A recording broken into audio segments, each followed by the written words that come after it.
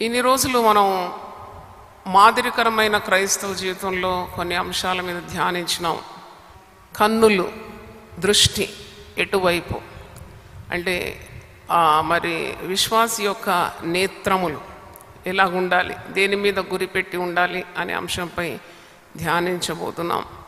దేవునికి స్తోత్రం. పరిశుద్ధ గ్రంథంలో మత్తయి సువార్త 6వ అధ్యాయంలోనే విశ్వాసి యొక్క కన్ను గురించి యేసు ప్రభు కొండ మీది ప్రసంగంలో బోధిస్తున్నాడు. దేహమునకు దీపము కన్ను అని తెలియజేస్తున్నాడు. మత్తయి సువార్త 6వ అధ్యాయము 19 నుండి కొన్ని వచనాలు. భూమి మీద మీ కొరకు ధనమును కూర్చుకునవద్దు, ఇక్కడ చిమ్మెటయు తుప్పును తినివేయను, దొంగలు కన్నము వేసి దొంగిలిదరు. పరలోకమందు మీ కొరకు ధనమును కూర్చుకొనడి, అచ్చట చిమ్మెటైనను తుప్పైనను దాన్ని తినివేయదు. దొంగలు కన్నము వేసి దొంగిలరు. నీ ధనం ఎక్కడుండునో అక్కడనే నీ హృదయమును ఉండును. దేహమునకు దీపము కన్నే గనుక నీ కన్ను తేటగా ఉండిన ఎడల నీ దేహమంతయు వెలుగుమయమై ఉండును. నీ కన్ను చెడినదైతే నీ దేహమంతయు చీకటిమయమై ఉండు. నీలో ఉన్న వెలుగు చీకటి అయి ఉండిన ఎడల ఆ చీకటి ఎంతో గొప్పది. దేహానికి దీపము కన్ను. కాబట్టి విశ్వాసి యొక్క కన్ను సూటిగా చూడాలి, ప్రభు తట్టే చూడాలి, యేసు వైపే గురి పెట్టాలి. హెబ్రీ 12:1 ఉంది, విశ్వాసం కర్తయు దాన్ని కొనసాగించేవాడైన యేసు వైపు విశ్వాసి చూడాలి. ఈ లోకంలో ధనాన్ని కాదు, భోగాలను కాదు, లోకాశలు కాదు, మిరుమిట్లు గొల్పే అనేకమైన ఆకర్షణ లోకంలో ఉన్న విశ్వాసి తన దృష్టి దేవుని మీద ఉండాలి అని ప్రభు ఇక్కడ బోధిస్తున్నాడు.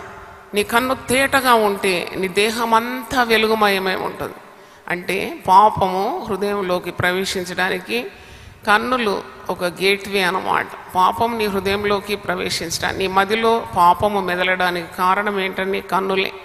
నీ కన్ను ద్వారా sin is entering in to your body. మరి ఈ కన్నులు తేటగా ఉంచుకోవాలి, సరిగా ఉంచుకోవాలి, సూటిగా చూడాలి, ప్రభు తట్టు చూడాలి అని మనకు ఇక్కడ నేర్చుకుంటున్నాం. నీ కన్నుకు వెళ్ళి చెడిందైతే నీ దేహమంతా చీకటిమై ఉంటుంది. చీకటి పాపంకు సమంగా ఉంది. Darkness represents sin. ఎందుకంటే కన్ను ఒకవేళ సరిగా లేకుంటే, నువ్వు చూడవలసినవి చూడకుండా చూడరానివి నీ కన్ను ద్వారా చూస్తే పాపము నీలో ప్రవేశించి చీకటి మయమైపోతుంది నీ బ్రతుకు. నీలో ఉన్న వెలుగు చీకటి అయి ఉండిన ఆ చీకటి ఎంతో గొప్పది. కాబట్టి భ్రష్టత్వంలోకి, నాశనంలోనికి, కీడులోనికి నెట్టివేసేది మరి నీ కన్నులే. నీ కన్నులు జాగ్రత్తగా ఉంచుకోవాలి. దేని వైపు నీ యొక్క లక్ష్యం ఉంది, దేనిని నువ్వు చూస్తున్నావు, దేనిని ఆశిస్తున్నావు. పాపము మానలేని కన్నులని పేతురు తన పత్రికలో అంటున్నాడు. 2 పేతురు 2వ అధ్యాయము 14వ వచనంలో పాపము మానలేని కన్నులు అంటే మానవుడు ఎప్పుడు కూడా తన కన్నులతో పాపము చేస్తున్నాడు. అంటే మనకి ఎంత నేత్రాశ అంటారు కదా దాన్ని, నేత్రాశ లేక లోక భోగాల వైపు చూస్తూ ఉన్నాడు, లోక ఆకర్షణల వైపు చూస్తున్నాడు. చూసి మరి పాపము చేస్తున్నాడు. మానడము తన వశంలో లేదు. ఎందుకంటే the more he seize, the more he gets attracted and the more he since. He's not getting satisfied. చూడండి, పాపం చేసేవారికి తృప్తి ఉండదు, వారు పాపము చేస్తూనే ఉంటారు. అందుకే పేతురు తన పత్రికలో అంటున్నాడు, 2 పేతురు 2వ అధ్యాయం 14వ వచనం, వ్యభిచారిణి చూచి ఆశించుచు పాపము మానలేని కన్నులు గలవారును అస్థిరులైన వారి మనస్సులను మరులు కొల్పుచు లోభత్వమందు సాధకము చేయబడిన హృదయం గలవారును శాపగ్రస్తులై ఉండి తిన్నని మార్గమును విడిచి బెయోరు కుమారుడైన బిలాము పోయిన మార్గమును బట్టి త్రోవ తప్పిపోయారు. చూడండి, ప్రతి విధమైన దుర్నీతి ఈ కన్నుల గుండా ప్రవేశిస్తుంది. పాపము మానలేని కన్నులంటే చెడిపోయిన మనస్సాక్షి గలవాడు పాపము చేస్తూ ఉన్నాడు. పాపము ప్రవేశించి వానికి తృప్తినివ్వడం లేదు. The more he sees, the more he is attracted towards sin, And the more he commits sin, the more he gets separated from God, the more hopeless his situation will become. భ్రష్టుడైపోతాడు అన్నమాట. కాబట్టి నీవు మరి నీ కన్నులను సూటిగా ఉంచుకోవాలి. నాకు చాలా సంతోషం ఇచ్చే వాక్యం ఉంది 121వ కీర్తన. దావీదు భక్తుడు అంటాడు, కొండల తట్టున కన్నులు ఎత్తుచున్నా, నాకు సహాయం ఎక్కడి నుండి వచ్చును? భూమి ఆకాశము సృజించిన యెహోవా వల్లనే నాకు సహాయము కలుగు. మాదిరికరమైన క్రైస్తవ జీవితం అనే అంశం మీద 9వ ప్రసంగం మీరు వింటున్నారు. విశ్వాసి యొక్క నేత్రములు, మనోనేత్రములు, మీ మనోనేత్రములు వెలిగింపబడాలి అని పౌలు ఎఫెసీయులకు రాసిన పత్రిక 1:18 అంటున్నాడు. అవును, you should be enlightened about how much God has in store for you through his son Jesus Christ. యేసుక్రీస్తు ద్వారా, యేసుక్రీస్తు పొందిన మరణ అనుభవం ద్వారా, పునరుద్ధానం ద్వారా ఒక విశ్వాసికి పరలోకంలో ఉన్న స్వాస్థ్యాన్ని అనుభవించడానికి ఎంతగా ఉన్నది అని నీ కన్నులు తెరవబడాలి. ఈ లోకము దాని ఆశలు గతించిపోతుంది. ఈ లోకము శాశ్వతం కాదు. పాపము ఏనాడు మనిషికి నెమ్మది ఇవ్వలేదు. అయినా సాతానుడు మరి విశ్వాసి యొక్క గురిని, గమ్యాన్ని తప్పిస్తూ ఉంటాడు. దేవుని వైపు ఉన్న దృష్టిని మరలుస్తాడు. His main aim is to divert the believers attention. చూడండి, పౌలు ఏమంటాడు, నేను గురి వద్దకే నేను పరిగెత్తుతున్నాను. పరిగెత్తేవాడు గురి గమ్యం లేకుండా పరిగెత్తే వాడు ఒక వెర్రివాడైపోతాడు. గురి కలిగి ప్రవర్తించాలి, గురి కలిగి పరిగెత్తాలి విశ్వాసం. అందుకే నీకు మరి ఈ కన్నులు సరిగా పెట్టుకోవాలి. దావీదు అంతటి గొప్ప భక్తుడు, మహారాజు దావీదు, ఆయన దేవుని హృదయానుసారుడైన వ్యక్తి అని, మరి దేవుని యొక్క మనసు కలిగిన వాడని వాక్యంలో ఉంది. అంటే his heart was so close to God. అయినా కనుదృష్టి ఆయనది మరలినప్పుడు పాపంలో పడిపోతాడు. ఎప్పుడు విశ్వాసి పై చూపు కలిగి ఉండాలి, క్రింది చూపు కాదు. దావీదు మిద్ద మీద అటు ఇటు తిరుగుతూ ఒక్కసారి కిందికి చూసినప్పుడు ఒక స్త్రీ స్నానం చేస్తున్న ఆ దృశ్యం చూసి వెంటనే పాపంలో పడిపోతాడు. అంతకుముందు దావీదు ఎన్నో గొప్ప మాటలు పలికిన దావీదు, అవును నన్ను గొర్రెల దొడ్డి నుండి తీసుకొని వచ్చినాడు, నన్ను సింహాసనం ఎక్కించినాడు, ఆయన మరి ఎన్ని మహోపకారాలు చేస్తున్నాడు, అన్ని ఉపకారాలు ఒక క్షణంలో మర్చిపోయినాడు. ఎందుకంటే నాకు అనిపిస్తుంది మిద్ద మీద అటు ఇటు తిరిగినప్పుడు he should have sought God's help. అటు చూడాల్సింది, మీద చూడాల్సింది, క్రింద చూసి పాపము చెయ్యరాని హేయ కార్యం. చూడండి, ఒక పరస్త్రీని మోహించి ఆమె భర్తను చంపించి దేవుని దృష్టికి మరి పాపము చేసినాడు. తర్వాత పశ్చాత్తాపంతో తిరిగి తన సమాధానాన్ని, తన పూర్వస్థితిని పొందుకున్నాడని మనకు అర్థమవుతుంది. కాబట్టి you have to be very careful with how you are using your eyesight. నీ కన్నులు ఎటు చూస్తున్నాయి, అది చాలా జాగ్రత్తగా ఉండాలి. కొందరు మందిరాలకు వస్తారు, అటు చూస్తారు, ఎటు చూస్తారు. పరిశుద్ధ గ్రంథంలో కొండ మీద ప్రసంగంలో మోహపు చూపు అని ప్రభువు ఖచ్చితంగా చెప్తున్నాడు. కొండ మీద ప్రసంగంలో మత్తయి సువార్త 5వ అధ్యాయము 28లో ఒకడు మరి మోహపు చూపు కలిగిన వాడైతే వాని కన్నులు ఊడబెరుక్కోవడమే శ్రేష్టము, వాడు కన్నులతో నరకపాలు కాగడం కంటే గుడ్డివాడై వాడు పరలోకం అనుభవించడం శ్రేష్టమని కఠినంగా మరి ప్రభు పలికినట్టు మనకు అర్థమవుతుంది. మత్తయి సువార్త 5వ అధ్యాయం 27 నుండి, వ్యభిచారము చేయవద్దని చెప్పబడిన మాట మీరు విన్నారు కదా, నేను మీతో చెప్పినదేమనగా ఒక స్త్రీని మోహపు చూపుతో చూచు ప్రతివాడు అప్పుడే తన హృదయమందు ఆమెతో వ్యభిచారము చేసిన వాడు. అంటే more than the action he's emphasizing on the thought of adultery. చూడండి, మోహపు చూపు చూస్తే అది మరి అప్పుడే ఆమెతో వాడు పాపము చేసిన వాడు అని అంటున్నాడు. నీ కుడి కన్ను నిన్ను అభ్యంతరపరిచిన ఎడల దాని పెరికి నీ యొద్ద నుండి పారవే, నీ దేహమంతయు నరకములో పడవేయబడ కంటే నీ అవయములలో ఒకటి నశించడం నీకు ప్రయోజనకరం కదా. అంటే కుడి కన్ను నిన్ను అభ్యంతరపరుస్తుంది, మరి నీ కన్ను ద్వారా పాపము నీ యొక్క దేహములో ప్రవేశించిందంటే వెంటనే ఆ కన్ను ఊడబెరిగి పడేయమంటున్నాడు. నేనైతే ఇంతవరకు వినలేదు ఎవరు కన్నులు ఊడబెరికి పడేసేది. ఇది ఏంటి అని నేను చాలా ధ్యానించినప్పుడు పరిశుద్ధాత్మ నాకు బోధించినాడు. అంటే సిన్ ఈజ్ వెరీ సీరియస్. మనం పాపంతో చెలగాటం ఆడుతూ ఉంటాం, కానీ it's just like fire, it will consume you. నిన్ను నశింపజేస్తుంది పాపం. ఒకవేళ కన్ను ద్వారా నీ దేహంలో పాపము ప్రవేశిస్తుంది, ఆ కన్ను ఊడబెరికేయమంటున్నాడు యేసుప్రభు.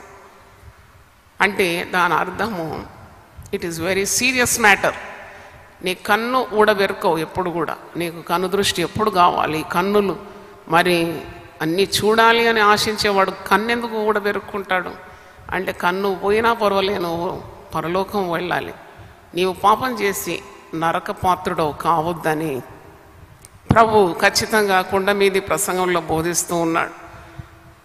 ఆదికాండం 3వ అధ్యాయంలోనే అవ్వ దృష్టికి ఆ పండు చాలా అందంగాను రమ్యంగాను ఉండింది. She got attracted towards it. ఆదికాండం 3వ అధ్యాయము 6వ వచనంలో మనం చూస్తున్నాం. That's the reason I is the gateway to your heart. కొందరు మరి కన్నులు చికిలిస్తారు, కనుసైగ చేస్తూ ఉంటారు, కన్నులతో పాపము చేస్తారు. యోబు భక్తుడు 31వ అధ్యాయం 1వ వచనం, నా కన్నులతో నేను నిబంధన చేసుకుంటాను, నేను నా కన్నులతో నిబంధన చేసుకుంటుని, కన్యకను నేనేలాగు చూచుదును, అలాగు చేసిన పరమనున్న దేవుని ఆజ్ఞ ఏమగును. పవిత్రమైన పరిశుద్ధమైన జీవితం తప్పకుండా విశ్వాసి ఆశించాలి, ప్రార్థన చేయాలి. అంటే you have to be very careful with your eyes. కొందరు వారు చెడు దృష్టి గలవారు ఉంటారు. చెడు దృష్టి గలవారు. ఈ కనుదృష్టి అనేది ఎంత విలువైంది మన జీవితాన్ని. So valuable vision, it's a blessing from God. దాంతో పాపం చేస్తే మరి ఏమవుతుందో మనకు తెలియదు. నాకు ఒక సిస్టర్ తెలుసు, అంటే మన యునైటెడ్ పీపుల్స్ ఫెలోషిప్ కొన్ని సంవత్సరాలు వచ్చింది. ఆమెకు ప్రతిరోజు కూడా మనం ఆహారం పెట్టి ఒక ప్రార్థన వీర్రాలుగా ఆమెను అబ్జర్వ్ చేసుకున్నాము. అంటే ఆమె 2 నేత్రాలు కూడా లేవు, గుడ్డితనం, అంటే అట్టర్ ఐసైట్ లేనే లేదు. అప్పుడు చాలా తెలివి, చాలా జ్ఞానం, చక్కగా ఆమె తడుముకుంటూ నడుస్తుంది, అన్ని పనులు స్వయంగా చేసుకుంటుంది. అప్పుడు నాకు ఆశ్చర్యమైంది, మీరు ఇంత వడిగా నడుస్తారు, ఎవరి సహాయం లేకుండా మరి అన్ని అవసరతలు మీరు తీర్చుకుంటున్నారు, ఈ విధంగా మీకు అసలు ఏం తెలుసు, ఎక్కడ ఏముంది, ఎలా తెలుసు అంటే, అమ్మా 45 సంవత్సరాలు I enjoyed perfect vision. 45 years of my life I had excellent perfect vision.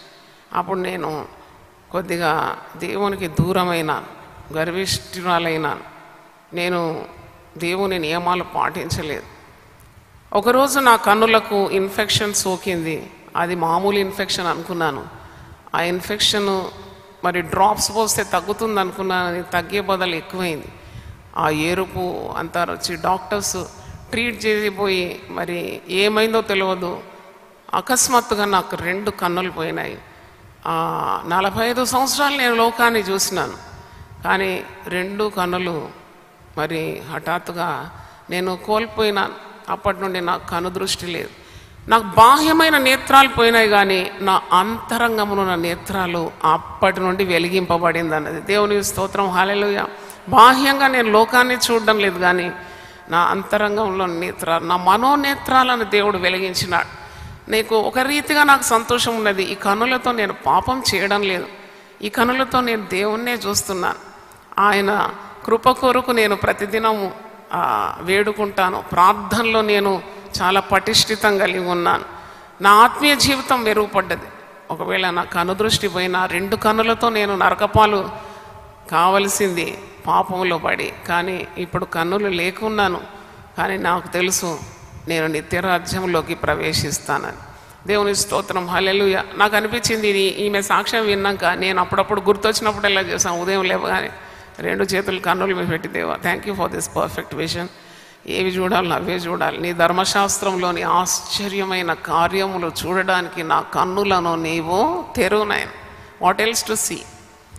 Help me to behold the mysteries in your scriptures. నీ ధర్మశాస్త్రంలో అనేకమైన మర్మాలు ఉన్నాయి, అవి నేను గమనించాలి. నీ వాక్యాన్ని నేను చూడాలి, అది నా జీవితానికి ఎంతో మేలు, ఇతరులకు మేలు. కాబట్టి చూడరాని దృశ్యాలు చూడడానికి నీ కన్నులను ఎప్పుడు కూడా వాడుకోకూడదు. మత్తయి సువార్త 18వ అధ్యాయము 9వ వచనం కూడా చూడండి. మాథ్యూ 18:9. ఇక్కడ కూడా ప్రభు సెలవిస్తున్నాడు, నీవు నీ కన్నులతో పాపము చేయకూడదు. నీ కన్ను నిన్ను అభ్యంతరపరిచినట్లు దాని పేరుకి నీ యొద్ద నుండి పారవి. 2 కన్నులు కలిగి అగ్నిగల నరకములో పడవేయబడుట కంటే ఒక కన్ను కలిగి జీవములో ప్రవేశించుట నీకు మేలు. ఈరోజు మరి మనము నేర్చుకోవాల్సిన సత్యం, సంసోను అభిషక్తుడు, దేవుని చేత నాజీరు చేయబడిన వాడు, మరి ఒక గొప్ప ప్రవక్త, అభిషక్తుడు. చూడండి, పాపము మానలేని కన్నులని ఇంతకుముందు మనం చదివినాం కదా పేతురు పత్రికలో. అలాగూ స్త్రీ వ్యామోహం గలవాడు. ఇదొక పెద్ద బలహీనత నన్ను అడిగితే. మరి అంతటి అభిషక్తుడు ఏంటి, ఎంతమంది స్త్రీలను మోహిస్తాడు? తీరా దేవుని యొద్ద నుండి తొలగిపోయి భ్రష్టుడైపోయినాడు, దైవశక్తిని కోల్పోయి 2 కళ్ళు కూడా శత్రువులు ఊడదీసి తిరుగలి విసిరేవాడైపోయినాడు. See the fall from which heights to which state. అంటే ఎంత పైనుండి దిగజారిపోయినాడు. కాబట్టి మనము జాగ్రత్తగానే ఉండాలి. ఈ 101వ కీర్తన 3వ వచనంలో ఒక మాటను చూడండి. Psalms 101, 3rd verse. 101:3. నా కన్నుల ఎదుట నేను ఏ దుష్కార్యమును ఉంచుకొనను. భక్తి మార్గము తొలగిన వారి క్రియలు నాకు అసహ్యములు, అవి నాకు అంటనీయను. అంటే నా కన్నుల ఎదుట నేను ఏ దుష్కార్యం ఉంచుకోనను. జీవితంలో అనేకమైన సమస్యలు వచ్చినప్పుడు నీ యొక్క కనుదృష్టి ఎటువైపు ఉన్నది? కొందరు మనుషుల వైపు చూస్తూ ఉంటారు.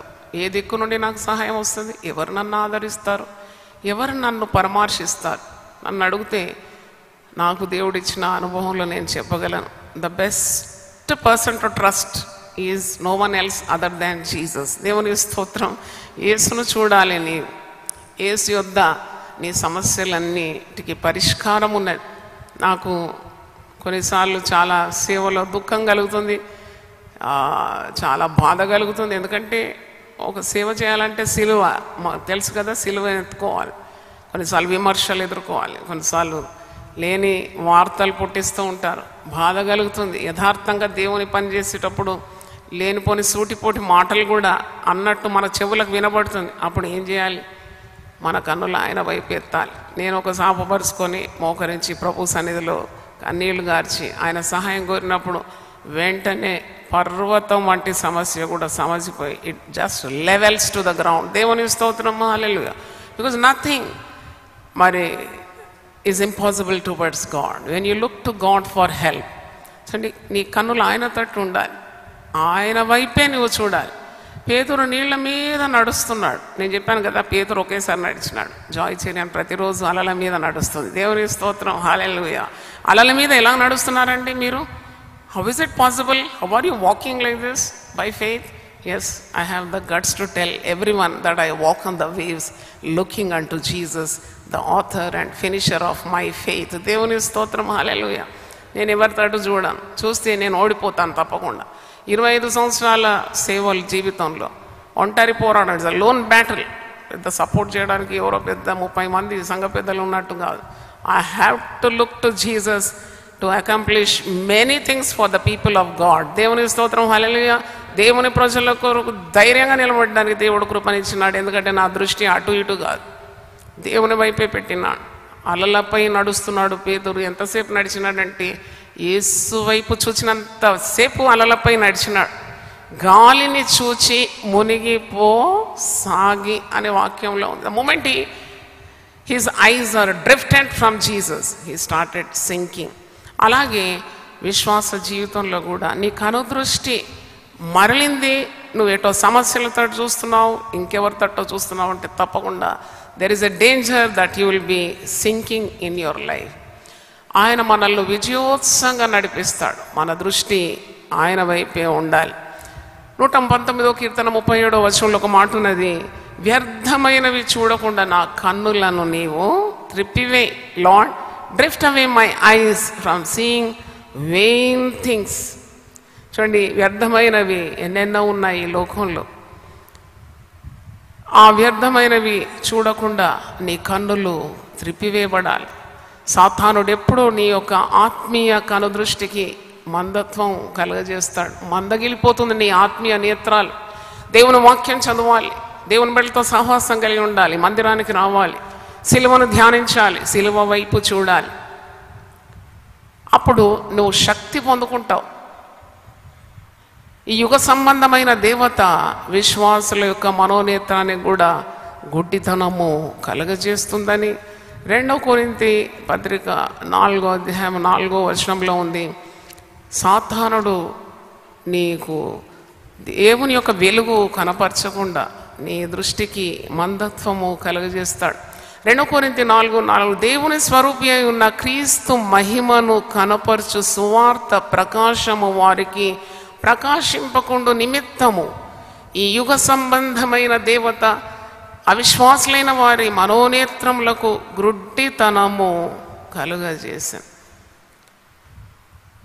అంధకారంలో నుండి వెలుగు ప్రకాశించును గాక అని పలికిన దేవుడి తన మహిమను గురించిన జ్ఞానము యేసుక్రీస్తునందు వెల్లడిపరచుటకు మా హృదయములలో ప్రకాశించాను. దేవుని స్తోత్రం, హల్లెలూయా. We have to be very careful.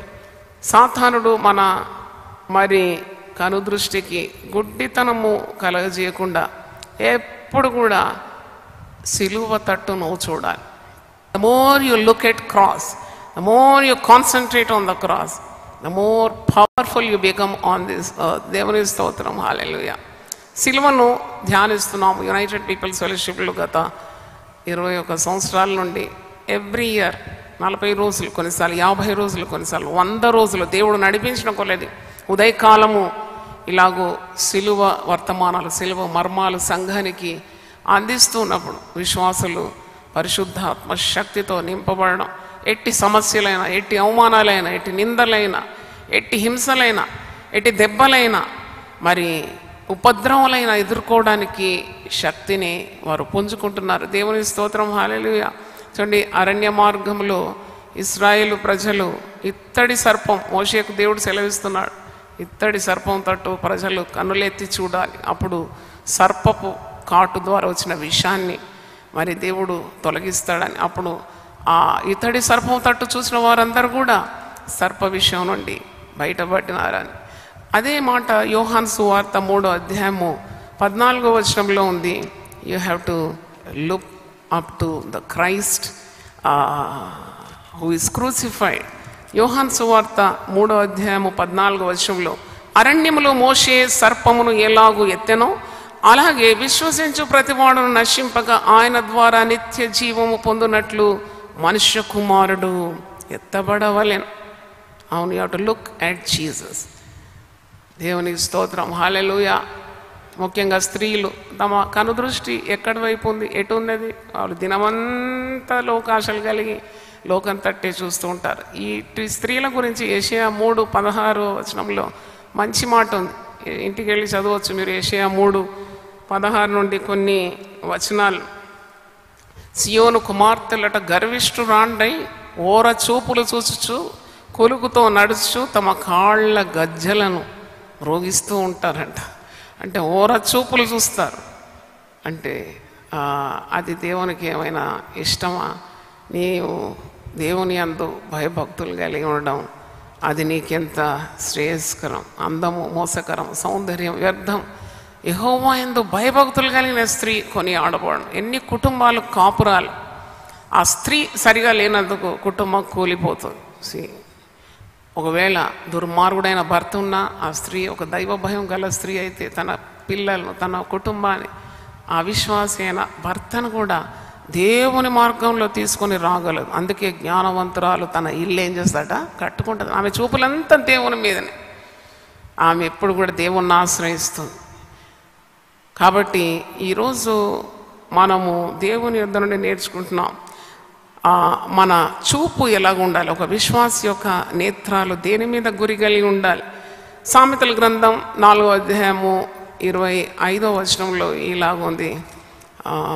Proverbs 4:25 నీ కన్నులు ఇటు అటు చూడక సరిగాను, నీ కనురెప్పలు నీ ముందర సూటిగాను చూడవలె.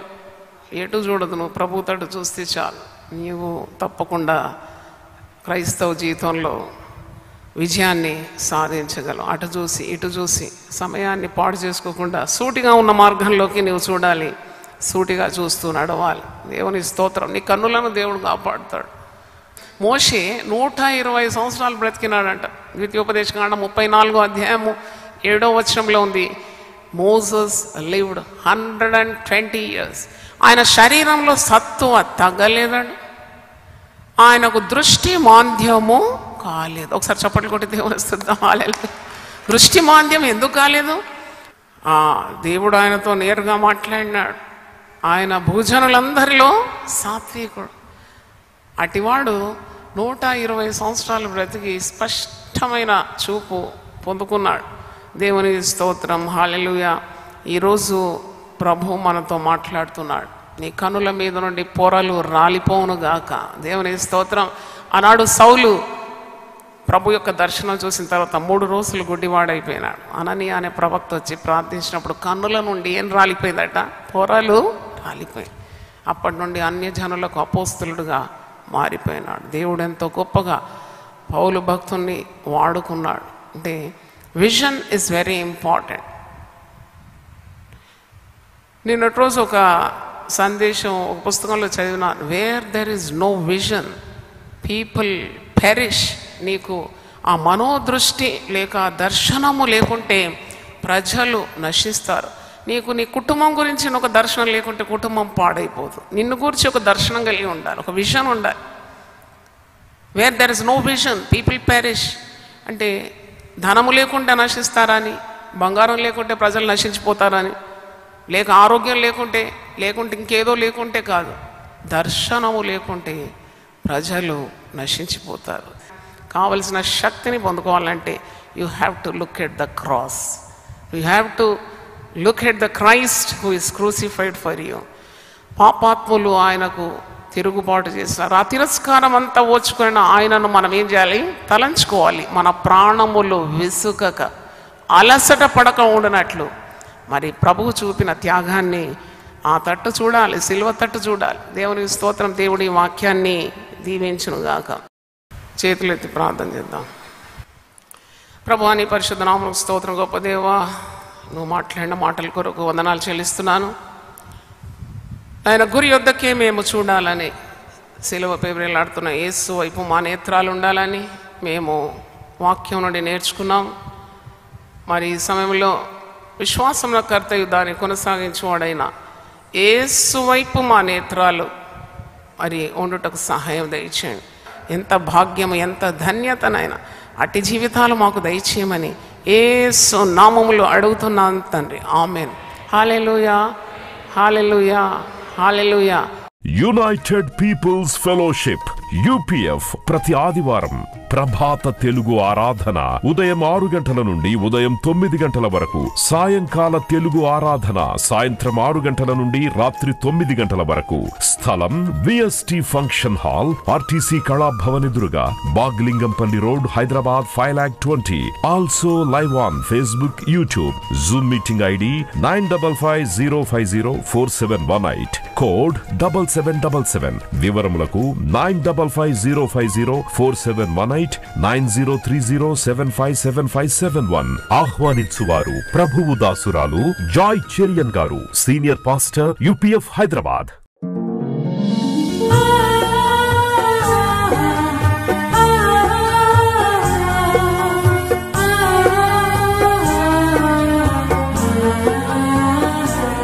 నీ ధనము నీ ఘనము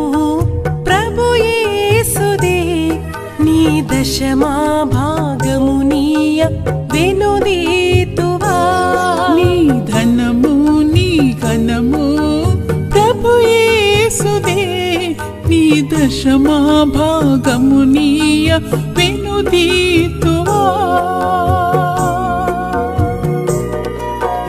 ధరలోన ధనధాన్యములనీయగా కరుణించి కాపాడి రక్షింపగా ధరలోన ధనధాన్యములనీయగా కరుణించి కాపాడి రక్షింపగా పరలోకనాదుండు నీకీయగా మరి యేసు కొరకీయ వెనుదీతువా పరలోకనాథుండు నీకీయగా మరి యేసు కొరకీయ వెనుదీతువా నీ ధనము నీ ఘనము ప్రభు యేసుదే నీ దశమా భాగమునీయ వెనుదీతువా పాడి పంటలు ప్రభువు నీకీయగా కూడు గుట్టలు నీకు దయచేయగా పాడి పంటలు ప్రభు నీకీయగా కూడు గుట్టలు నీకు దయచేయగా వీడంగ ప్రభు యేసు నామంబును గడువేల ప్రభుకీయను క్రైస్తవా వేడంగ ప్రభు యేసు నామంబును గడువేల ప్రభుకీయను క్రైస్తవా నీ ధనము నీ ఘనము